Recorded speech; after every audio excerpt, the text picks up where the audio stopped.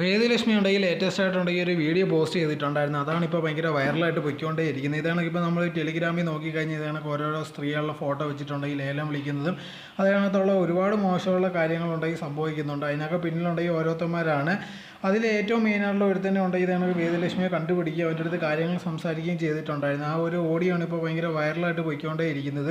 അതിലവൻ പറയുന്നുണ്ട്, എനിക്കറിയത് തെറ്റാന്ന്, പക്ഷേ ഞാൻ ഇത് വന്നു പോയത് അങ്ങനെ എങ്ങനെയാണെന്ന് പറഞ്ഞ് ഓരോരോ ന്യായങ്ങളായിട്ട് വരുന്നുണ്ട്. എന്തായിരുന്നാലും ശരി, ഇതേപോലത്തുള്ള ഒരുപാട് പേരുണ്ട്. ഇപ്പോൾ നമ്മൾ നോക്കിക്കഴിഞ്ഞാൽ ഇതേ കണക്ക് സ്വന്തം അമ്മയുടെയും പെങ്ങളുടെയൊക്കെ ഫോട്ടോസ് വെച്ചിട്ട് ഇതേ കണക്ക് ലേലം വിളിക്കുന്നവന്മാർ ഒരുപാടുണ്ട്. അതേ കണക്ക് ഒരുപാട് കേസുകൾ നമ്മൾ കാണുന്നതാണ്. ഇതേ കണക്കുള്ള കാര്യങ്ങൾ നടത്തുന്ന കാലത്ത് ഭയങ്കര സാധാരണമായിട്ട് വന്നുകൊണ്ടേ ഇരിക്കുകയാണ്.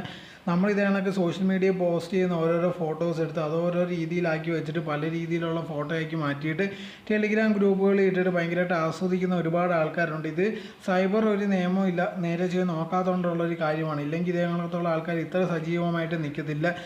എപ്പോഴാണ് നമ്മളെ ഫോട്ടോ അല്ലെങ്കിൽ നമുക്കറിയാവുന്നവരുടെ ഫോട്ടോ ഇനി എപ്പോഴാണ് വരുന്നതെന്ന് അറിയത്തില്ല. കാരണം ഇതേ കണക്കത്ത് ഇങ്ങനെ പൊയ്ക്കൊണ്ടേ ഇരുന്ന് കഴിഞ്ഞാൽ ഇതേ കണക്കത്തുള്ള കാര്യം ഇനിയും സംഭവിച്ചുകൊണ്ടേ ഇരിക്കും. അതിനൊക്കെ ഉണ്ടെങ്കിൽ ഒരു നിർത്തൽ വരണം. ഇല്ലെങ്കിൽ ഇതേ കണക്കത്തുള്ള കാര്യങ്ങൾ ഇനിയും നടക്കുന്നത് തന്നെ ആയിരിക്കും.